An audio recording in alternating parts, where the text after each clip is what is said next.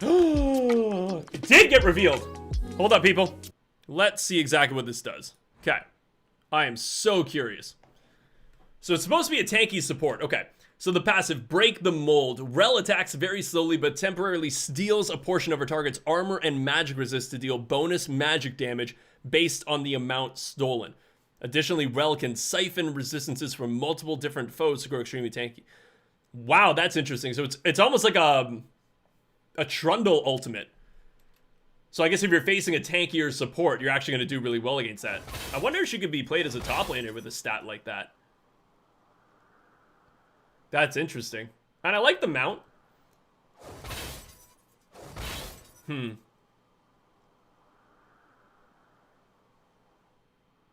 Okay, so my lordy, that's a range. Rell stabs forward with her lance, breaking any shield and damaging all enemies hit. Damage decreases after the first target. If Rell has an ally bound with E, Attract and Repel, she and that ally recover health for each champion hit by this ability. That's insane. The fact that it breaks any shields and damaging all enemies hit. So that's phenomenal. It's not just one shield that breaks. I don't really care about the damage. It's probably not going to do that much damage, but the fact that it breaks any shield on all enemies hit. So if somebody like a Lux gets a 5-person shield and that one Q comes out, that's going to break every shield. If somebody's building Locket of the Iron Solari, and that's got a range to it too. It's not just like a short range like Kled Q or something like that. That is some distance. It's like the entire river there. Why is it always so much text with these things? Okay, let's try to see if we can figure this out. W1, Ferromancy, crash down. So that, I guess they have 2 of these. That's a weird looking landing spot, by the way. So can only cast while mounted. Oh, so man, she's gonna be probably like another Kled or something like that. Maybe some like type of mounting, jump back onto the horse or something. Rell leaps into the sky and transforms her mount into heavy armor, gaining a huge shield that lasts until destroyed or remounting. Upon landing, she knocks up all enemies around her. Rell can cast E, Attract and Repel, and R, Magnet Storm during the transformation. Rell has increased durability, low movement speed, and a movement speed cap while in armored form. After the transformation, this ability changes to Ferromancy mount up. So I guess you can basically go from like, well, let's see what it looks like.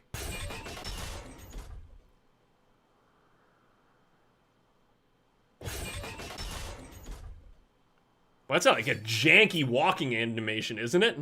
That's a really weird walking animation. It looks like she just has like leg protectors. Okay.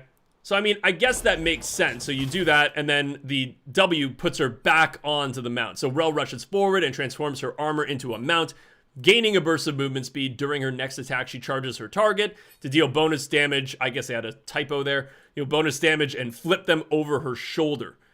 Rell has increased movement speed while mounted. After the transformation, this ability changes Ferromancy crash down. That's interesting. It knocks him kind of like a flip from Singed. Wow, okay. I mean, that's really interesting. Okay. So Attract and Repel is her E. Rell magnetically binds a piece of her armor to a target allied champion, granting them bonus armor and magic resist while nearby. Rell can recast the spell to break the bind and stun all enemies around and between her and a bound ally. Look at the circle around them. What?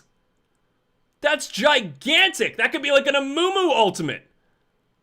I hope that there's an insanely long cooldown on that, because that seems nuts. That's a Pike E as well, because it goes in between the 2 targets, like the chain, so it kind of seems similar to a Pike E. But that distance around the champion, like that's almost like an Orianna shockwave, kind of the way that I consider it. So I'm kind of debating here that you might very well be able to like flash into the enemy team and get like a 5-man E. The thing is as well, what I actually don't mind about this, the fact that it's bound, it's similar to a Taric that you can engage with this champion, but you can still peel for your squishy AD carry, right? Having that Attract and Repel on your AD carry, allowing for, if a Kha'Zix jumps in to stun the Ashe or kill the Ashe, you can still stun the Kazakhs there just by activating this. I guess I don't mind that, but wow, that seems really strong. And it also depends on how much bonus armor and magic resistance the ally gets and what the cooldown is on this. That's a long range. That's a really, really long range. I wish they show the full distance of it. I don't know if that's the max. It doesn't look like the max because you see they still have the blue indicator on Rell.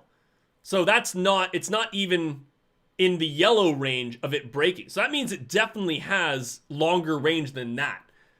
And that's almost like the entirety of bot lane. That's a full river. That's the full river that you still have that active. Wow, okay. So Magnet Storm, this is the ultimate. So Rell erupts in magnetic fury, yanking nearby enemies towards her. She then creates a gravitational field around her, pulling nearby enemies in for a few seconds. The field doesn't interrupt her enemy's other actions. So it's not a stun, but that sounds like an Orianna ultimate with like a Victor W? Something like that? You can pull them with you?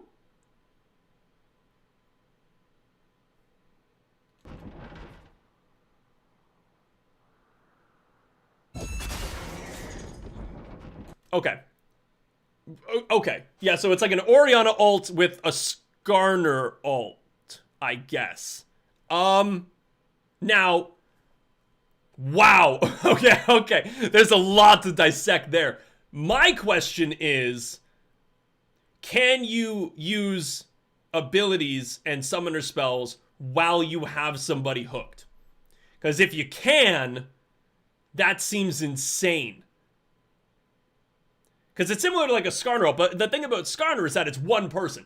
Imagine jumping into an entire enemy team, or just grabbing two people or something like that, and then flashing underneath your turret, or something along those lines. Wow, that seems really, really strong. Hold on, I just want to see. She looks badass, though. Okay, hold up. I need to see this thing again. So that's actually a really, really interesting thing, is if you can build a lot of movement speed. Like, let's say you have a Dead Man's Plate, something along those lines. Something that just increases movement. Shurelia's Reverie. Could you run in, grab somebody, and then run out, very similar to a Skarner ult? Now, the thing that you can say here is that, of course, the field doesn't interrupt her enemy's other actions. So what that might be is that you might very well, while they're being dragged, you might be able to flash. If you're the Elise here, you might be able to flash now, right? Because it doesn't interrupt her enemy's other actions. So if you're the Elise, you might be able to flash out of that when getting pulled. You might also be able to get your cocoon off while being pulled, and then she wouldn't be able to pull you as much. So that's interesting. So she has really good tank killing mechanics, and she will herself be innately very tanky because of that passive. So if you run around just hitting every single target, you're going to gain an insane amount of armor and magic resistance, and then jump in. I don't believe, however, that the Q does not proc. Yeah, the Q doesn't proc the passive, so it does have to be an auto attack. So I don't know, that's an interesting champion there. I don't mind her abilities. I think it's all going to, once again, it's going to depend on how much damage things do and how much tankiness she gets, right? Because that's how everything becomes OP. I don't actually think that her kit seems ridiculously overpowered. It just sounds good. It sounds like she's going to be very good against shield comps. So if you've got a Karma, if you've got a Lux, if you have somebody who's planning on building a Locket of the Iron Solari, a Janna as well, like, that's pretty good. I like that ability because we don't have a lot of shield counters right now. And she seems very, very tanky. So do I really have a problem with that? Probably not. But once again, I think it all depends on what the damage is like, how tanky is she, how much tankiness does she get from hitting people. That's what makes her potentially overpowered. But I do like the look of her. The hair is a little bit odd. I'll grant you that. People say the hair is a little bit weird. It's a little windswept, It looks like she put her head like outside of a car window and then came back in. But I'm loving her weapon. I like the whole like mechanical, because it's just an armor horse, right? It's not even a horse. It just becomes her armor. So I mean that, yeah, I'm kind of on board with that. I'll do anything for another tanky support. I'm good for that. But I'm very curious to see like what her in-game playstyle is like. Do you constantly run around and auto-attack people to get the tankiness? Do you just straight up engage with your ultimate and bring them back? Maybe you have to bring them back and then get your auto-attacks off. And I'm also wondering how long the additional armor and magic resist lasts after hitting a target, and when can you reapply it, right? I think that's going to be a real dilemma too. It's like, if I can run in and get a couple of cheeky auto-attacks off on people, do I have 5 seconds with that additional armor to now engage on that? Or do I have like 15 to 30 seconds of having that additional armor so I can really take my time finding and engage? Once again, like, I don't mind the champion. I feel like that ability set is not particularly complicated. It's a bit complicated, but not particularly complicated. And it seems like an interesting few mechanics that currently aren't in the game. I'm kind of okay with that. We just kind of need to see how her play style plays out as to whether or not she's going to be OP.